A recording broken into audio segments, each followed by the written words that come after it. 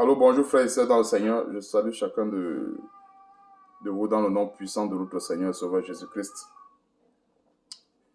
qui est mort pour nous afin de nous sauver, afin de nous ramener des ténèbres que nous étions à son admirable lumière. Donc je viens aujourd'hui avec un message concernant l'appel de Dieu et ses différentes composantes, parce que très souvent, c'est ce genre d'enseignement qui est très souvent très controversé. Et nous rendons grâce à Dieu pour toutes choses, pour le fait qu'il nous donne la grâce de pouvoir encore à ce jour partager cela, à ce jour sonder les Écritures pour mieux comprendre ce qui s'y cache. Et avant de commencer, nous allons élever un mot de prière. Prions au nom de notre Seigneur Jésus-Christ. Éternel Dieu, nous te bénissons, nous te rendons grâce, Seigneur, pour ce merveilleux enseignement en ce qui concerne l'appel, c'est-à-dire cet appel que tu as toujours lancé dans nos vies, cet appel que tu lances dans la vie de plusieurs qui ne se sont pas encore convertis et que tu continues de lancer dans la vie des personnes. Merci de nous conduire, ô Seigneur Dieu, dans cet enseignement.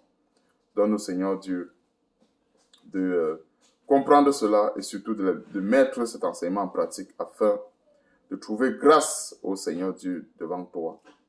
Merci encore, Seigneur, pour toutes choses. Nous te rendons grâce également pour le temps, la disponibilité et pour la disponibilité aussi des uns et des autres qui vont écouter cet enseignement.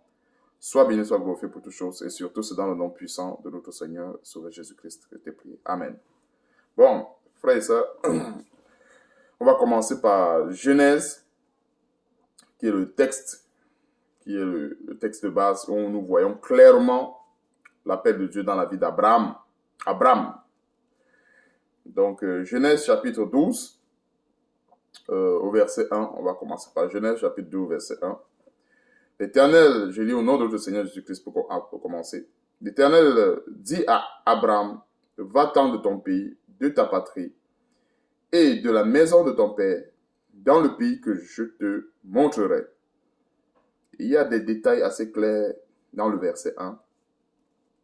L'Éternel, quand il s'adresse à Abraham, il lui demande de quitter son pays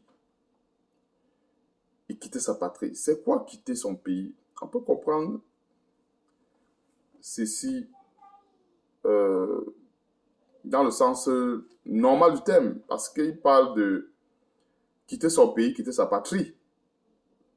Aujourd'hui, on voit beaucoup d'assemblées, soi-disant, qui se sont transformées en des ambassades. Ils donnent pourtant les enseignements sur, très souvent, Dieu t'a appelé. Très souvent, ils donnent des prophéties, Dieu t'a appelé, Dieu t'a appelé. Et pourtant, quand nous voyons ce détail de l'appel de Dieu dans la vie d'Abraham, Dieu lui a demandé de quitter son pays, quitter sa patrie. C'est quoi? Ça veut tout simplement dire que la patrie ne fait pas partie de l'église de Jésus-Christ. Ou le patriotisme, ça ne fait pas partie du corps de Christ. Et tu vas voir, plusieurs vont justifier en disant, nous sommes patriotes, nous sommes de tel pays et tout le reste. Pourquoi nous ne devons pas mettre un drapeau, mettre le drapeau de notre pays? Mais que ces gens comprennent que quand Dieu a appelé Abraham, il a dit, va-t'en de ton pays, de ta patrie. Donc la patrie ne fait pas partie du corps de Christ. Ne devrait même pas faire partie. La patrie, c'est pour les choses du monde. Les ambassades, c'est là où on voit des drapeaux, etc. Ou des consulats. Donc, l'instruction est claire. Dieu dit, va-t'en de ton pays. On va démêler un peu certains éléments clés comme cela pour mieux comprendre les termes de l'appel. Parce que souvent, on a beaucoup de problèmes avec l'appel de Dieu. Parce que beaucoup ont transformé ça à une autre doctrine, c'est-à-dire à l'appel à l'élévation, à l'appel aux richesses. Ça n'a rien à voir. Voici l'appel de Dieu dans le cas d'Abraham, qui est assez concret, assez précis, un appel assez concis en ce qui concerne la parole de Dieu. Va-t'en de ton pays, de ta patrie, de la maison de ton père. On ne peut pas répondre à l'appel de Dieu efficacement si on reste encore dans la maison de son père. Ça veut dire quoi, rester dans la maison de son père? Qu'on comprenne cela en profondeur. C'est rester sous la couverture, mais sous les ordres de ses parents. Ça veut dire quoi? Dans les cas les plus concrets, très souvent, ce n'est pas évident. La foi en Jésus-Christ a très souvent été combattue par des parents qui pensent à autre chose, mais qui croient à autre chose. Et c'est pour cela que pour répondre efficacement à l'appel de Dieu, il faut sortir de la maison de son père, sortir de ses directives, sortir des traditions de ses parents. Imagine qu'un chrétien, en fait, une personne avant d'être chrétien, ses parents l'avaient initié au vaudou, l'avaient initié à la magie noire et tout le reste. Ça, c'est... Et tant qu'il est chez ses parents, et tant qu'il est sous la couverture de son papa, il est, comme, entre guillemets, toujours attaché à cette magie noire, à ce vaudou. Il faut qu'à un moment donné, il puisse sortir de la maison de son père. On ne peut pas répondre efficacement à la maison de Dieu si on est attaché à cela. Que ce soit des esprits étrangers, que ce soit à des jougs étrangers. Et ça veut tout simplement nous faire comprendre que l'élément, quand Dieu appelle une personne, il appelle cette personne uniquement parce qu'il lui donne une mission qui lui est propre. Donc cette personne ne doit pas être attachée ni à une patrie. Cette personne ne doit pas être attachée à la maison de son père. Nous savons comment est-ce que les parents savent tribuler les enfants, surtout qu'ils ne leur obéissent pas. Quand ton père va dire, viens te prosterner devant l'écran, tu dis que non, ce n'est pas biblique, et ainsi de suite. Puis te menacer en disant, bon, tu n'auras plus l'argent de baigner, tu n'auras plus... je ne vais plus payer tes études. Donc, quand nous méditons en profondeur dans ces détails, on comprend qu'on ne peut pas servir Dieu efficacement si on est encore sous le joug d'un pays, on est encore sous le joug d'une patrie, on est encore sous le joug des parents. Et quand il dit être sous le joug des parents, cela ne met pas en conflit le verset qui dit « Honore ton père et ta mère ». Je veux bien qu'on comprenne, qu'on fasse à part des choses. Quand la Bible dit « Honore ton père et ta mère », ça n'empêche pas le fait qu'il faut sortir de la maison de son père. Même dans Matthieu chapitre 10, le Seigneur dit aussi cela, qu'il est venu mettre la division entre la belle-fille et la belle-mère et que les gens auront pour ennemis les gens de leur maison. La plupart des chrétiens, nous avons expérimenté ça. Le jour où nous avons reçu le Seigneur, nous avons répondu à l'appel de Dieu. Tout le monde s'est dressé contre nous. Les parents et tout le monde s'est dressé. C'est automatique, ça fait partie de l'appel de Dieu. Et l'enseignement d'aujourd'hui est là pour nous encourager dans ce sens et pour nous faire comprendre les différentes situations ou des tribulations qui pourraient nous arriver pendant que nous avons répondu à l'appel de Dieu. Et continuer la marche chrétienne, parce que ces enseignements, c'est pour nous aider à continuer efficacement la marche chrétienne. Donc, voilà déjà le premier verset qui est assez riche en ce qui concerne l'appel. Quitter de son pays, je disais tantôt, l'église du Seigneur n'est pas une ambassade. On doit mettre des drapeaux partout. Où est quitter de son pays?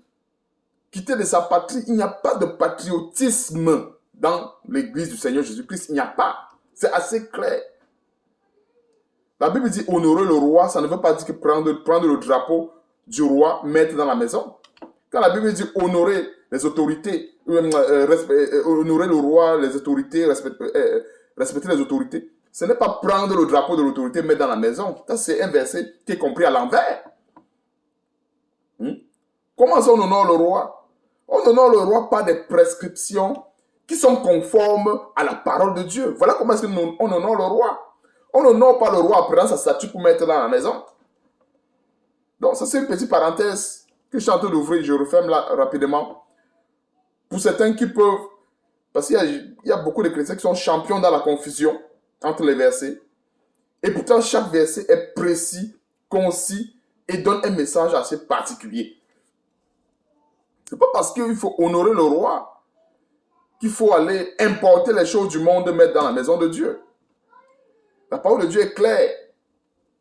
Sortir du pays, sortir de la patrie, sortir de la maison de son père, Et le dernier élément, allez, sors de la maison et de la maison de ton père dans le pays que je te montre. Donc, il va reprendre le verset 1. Tu es vraiment très riche en ce qui concerne l'appel de Dieu. L'Éternel dit à Abraham, va-t'en de ton pays, de ta patrie et de la maison de ton père dans le pays que je te montrerai. C'est-à-dire, sortir non seulement de son pays, de la maison de son père et aller dans le pays que Dieu devait montrer à Abraham.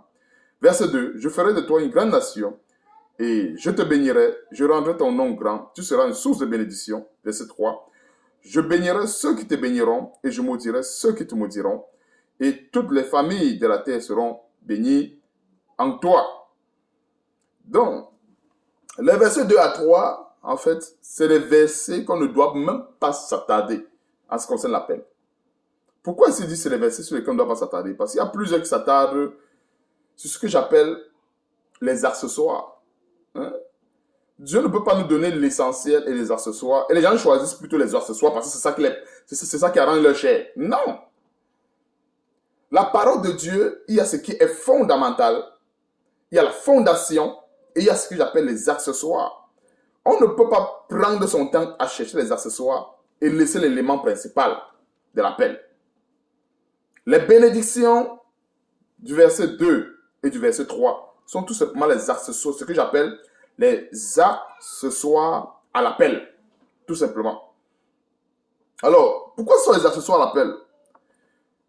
Si on remarque bien, ce sont les éléments qui ne sont pas constant pour tout le monde et qui ne se manifeste pas de la même façon chez tout le monde.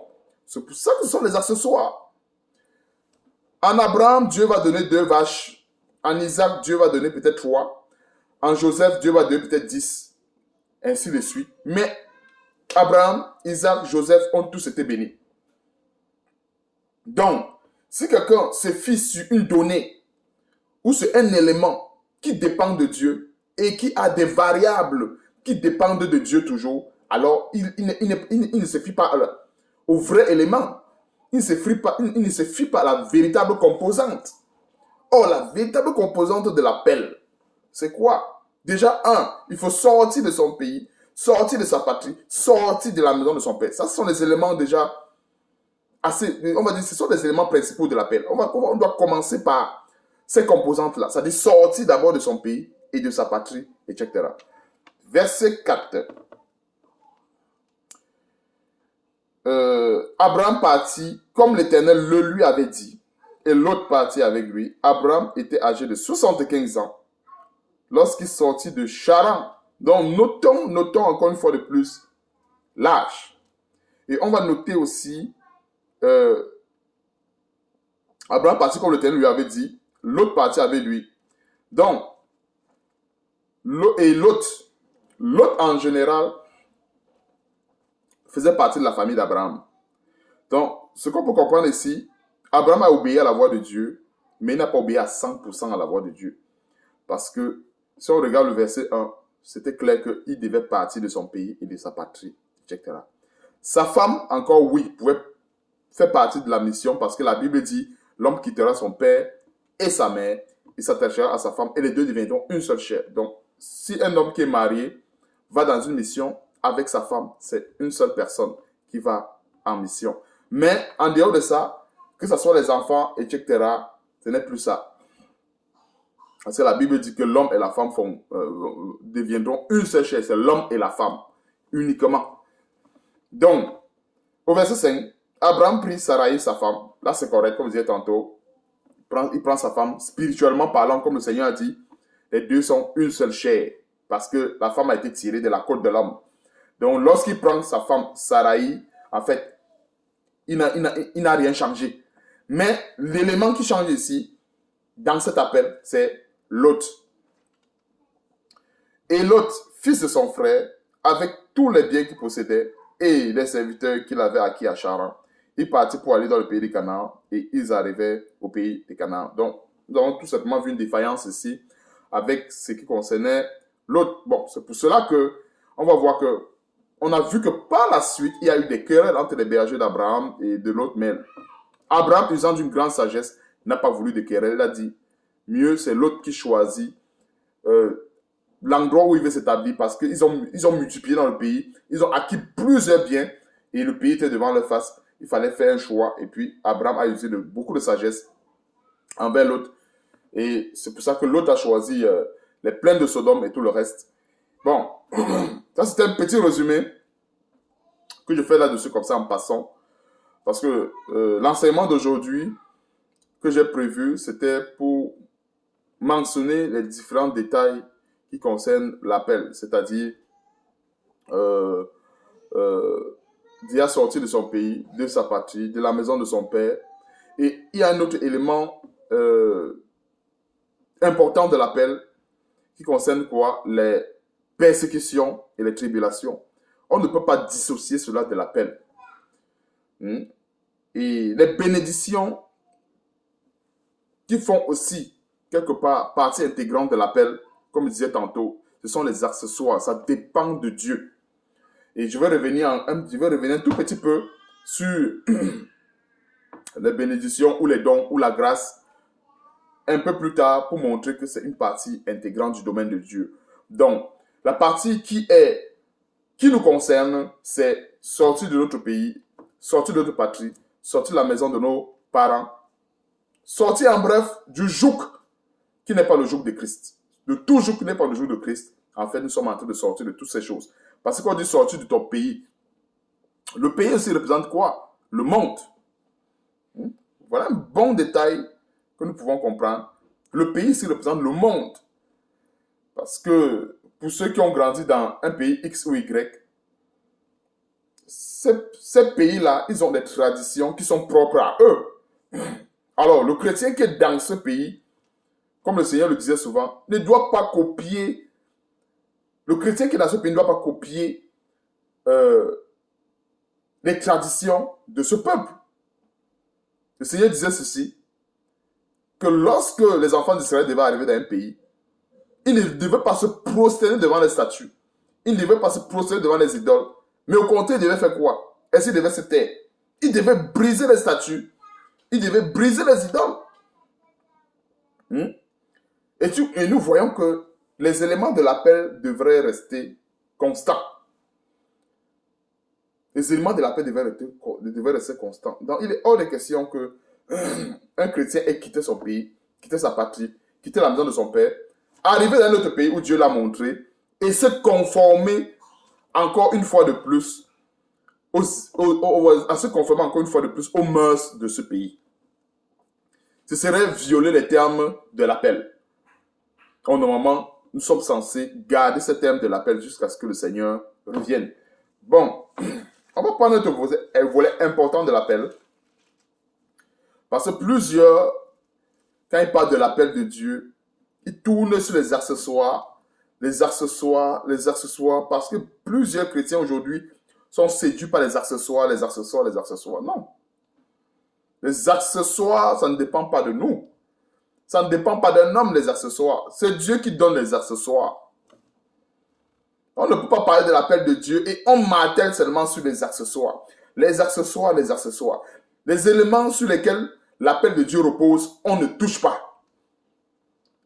On a vu déjà les premiers points, sortir du pays, sortir de la maison, sortir de la patrie. On va voir l'autre point, les persécutions. Ça, c'est dans l'appel de Dieu.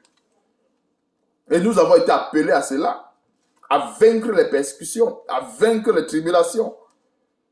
Nous avons été appelés à cela. On n'a pas seulement été appelés à, entre guillemets, c'est-à-dire quand Dieu donne un accessoire, qui est l'élévation et tout ça, on le cite fort bien. Mais quand la tribulation vient, on se dit peut-être que ça ne vient pas de Dieu. Non. Quand la Bible dit que ce n'est pas beaucoup de tribulation, qu'il va falloir entrer dans le royaume des cieux. On va prendre le cas non, restons toujours dans Genèse chapitre 12, s'il vous plaît. Genèse chapitre 12. Restons toujours là-dedans. Il y a un détail sur la persécution. Verset 9. Abraham continua ses marches en s'avançant vers le midi. Il y eut une famine, autant pour moi, dans le pays, et Abraham descendit en Égypte pour y séjourner, car la famine était grande. Plusieurs vont voir cela, dire que, ah oui, c'est une erreur et tout ça. Et pourtant, nous-mêmes aujourd'hui, nous-mêmes, nous commettons ces erreurs chaque jour. Quand il y a la persécution, on fuit, on passe se réfugier dans le monde. L'Égypte, c'est quoi? C'est le monde. La grande famine, c'est quoi? C'est la persécution. Il y a plusieurs chrétiens, quand ils sont persécutés, commencent à dire Dieu est amour, Dieu est bon, Dieu est ceci. Ils fuient, ils vont se réfugier en Égypte. Et c'est quoi fuir, aller se réfugier en Égypte? Le chrétien en général va fouiller les commandements, fouiller les paroles, tordre le sens et rester dans le péché. C'est ça, fuir la famine et rester en Égypte. Quand Dieu dit à un chrétien de se débarrasser de toute forme d'idole, de se débarrasser, soit pour une femme, des phares, de tout ce qui est artifice de beauté, elle va chercher le commandement qui dit, ou bien la parole qui dit Dieu regarde au cœur. Et rester dans ce contexte dit Dieu regarde au cœur, la circoncision, c'est la circoncision du cœur, rester dedans. D'autres même encore vont plus loin, ça pousser dans Matthieu chapitre 23 qui parle des pharisiens en disant que ce sont eux qui nettoient l'extérieur de la coupe, ils ne nettoient pas l'intérieur. On va traiter par exemple des chrétiens qui travaillent et le corps et le cœur des pharisiens. Tu vois, toute cette confusion.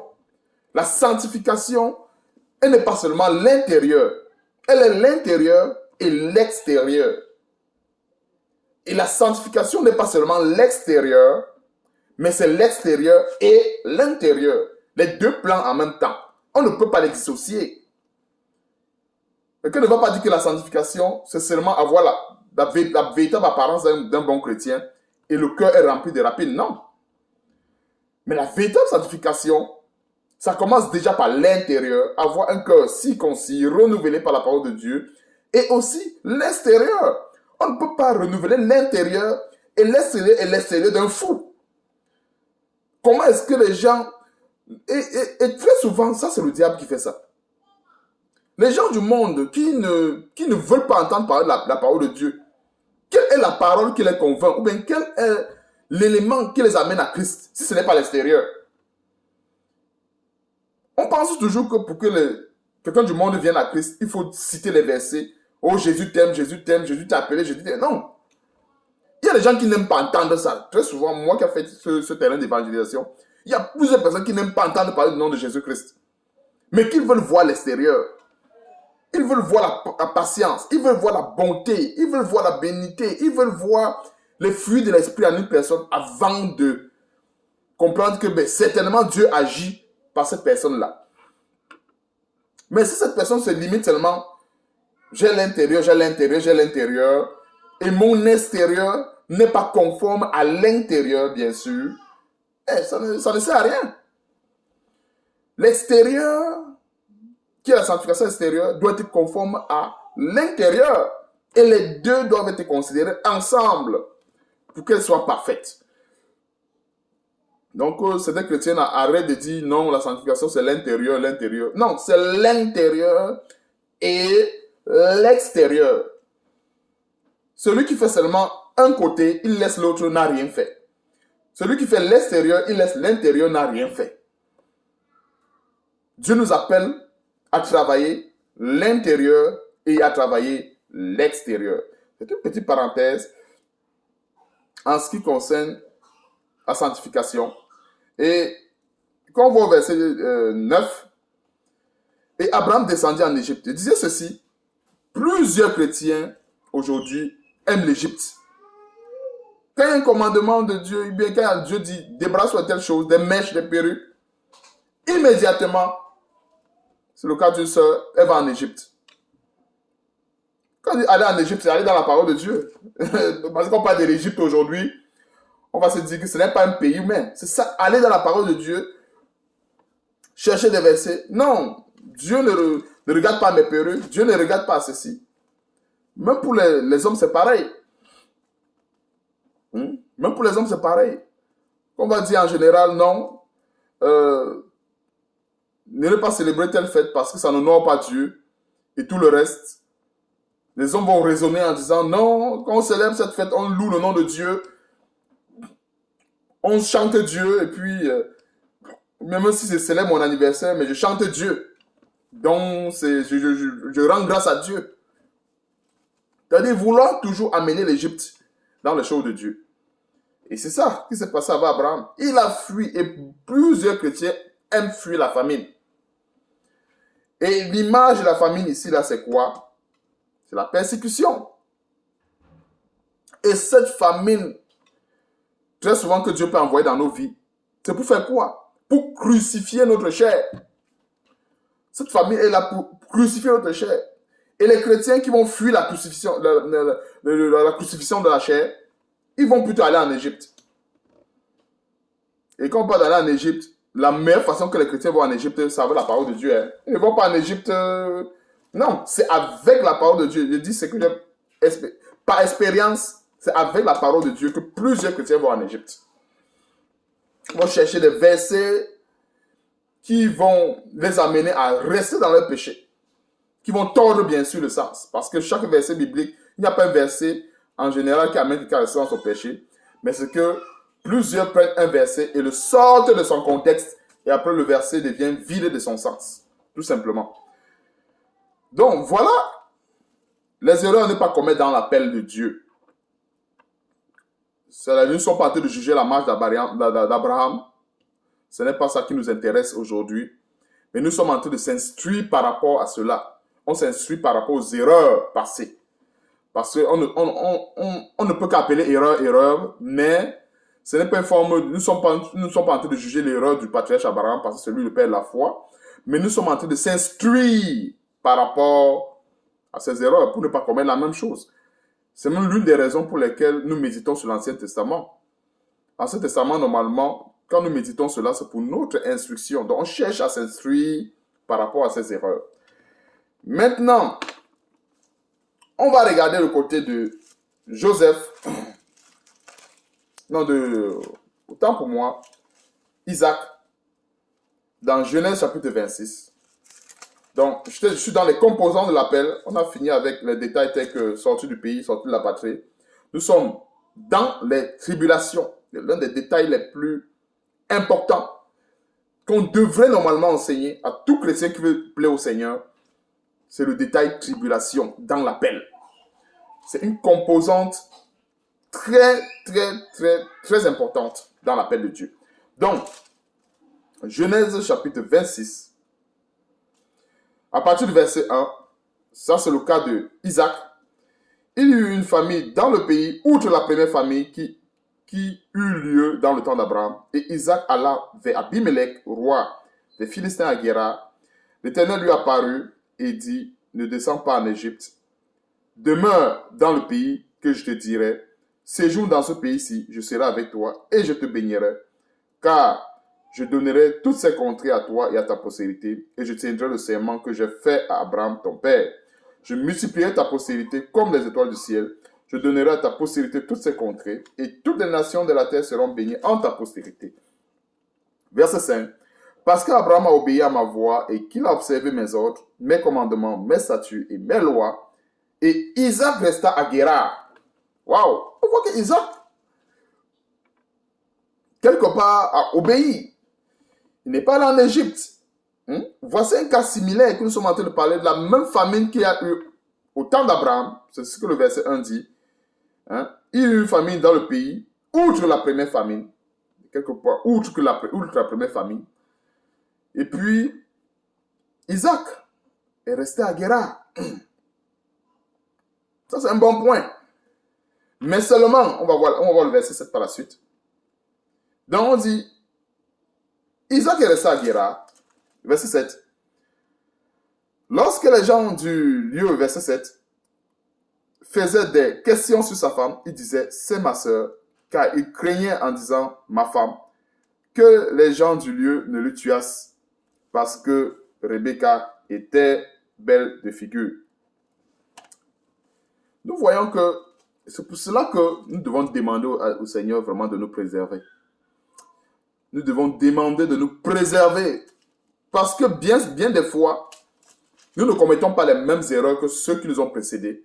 Mais ça ne veut pas dire qu'on ne commet plus d'erreurs. Non. Parce qu'on peut être bien instruit dans tel domaine, mais dans l'autre domaine, on a encore des failles. C'est pour cela que dans l'appel de Dieu que nous sommes, dans l'appel de Dieu que nous avons répondu depuis, nous devons demander à Dieu de nous travailler, de nous aider. Le terme exact, c'est que Dieu doit nous aider à travailler nos imperfections pour que nous aspirons à ce qui est parfait.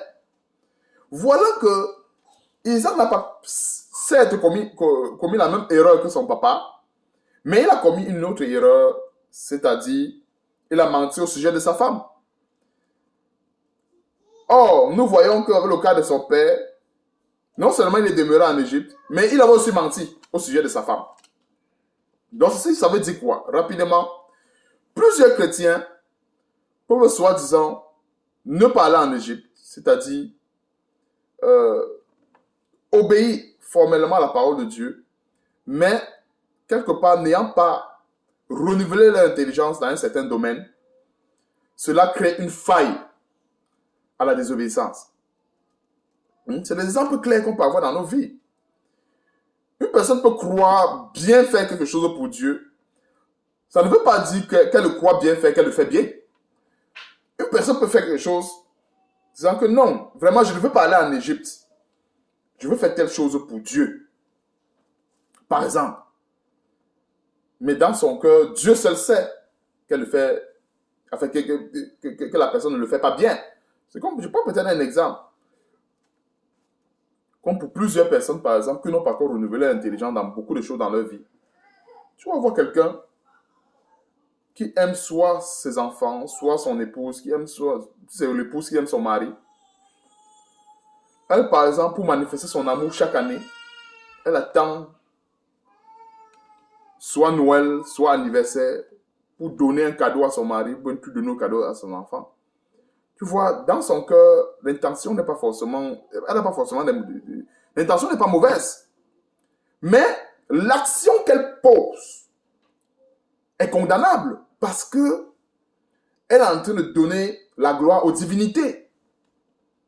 Et pourtant, dans son cœur, elle se dit, ah, j'aime mes enfants, j'aime mon époux. Vraiment, comment... Voilà les fêtes de Noël, comment est-ce que je vais passer Noël sans lui donner? Tu vois un peu, regardez un peu comment... Regardez un peu le message que nous pouvons comprendre à ce niveau. Cette femme ne part pas en Égypte, c'est-à-dire que elle ne va pas se vauter dans l'adultère. Ce monsieur ne va pas se vauter dans l'adultère, c'est-à-dire qu'il ne part pas en Égypte. Mais c'est pas parce qu'il n'est pas parti en Égypte qu'il est resté dans le commandement du Seigneur qu'il ne pêche pas. C'est tout simplement parce que l'élément dans lequel on n'a pas renouvelé notre intelligence peut devenir une porte par laquelle Satan vient nous tribuler. Ou bien Satan vient nous séduire.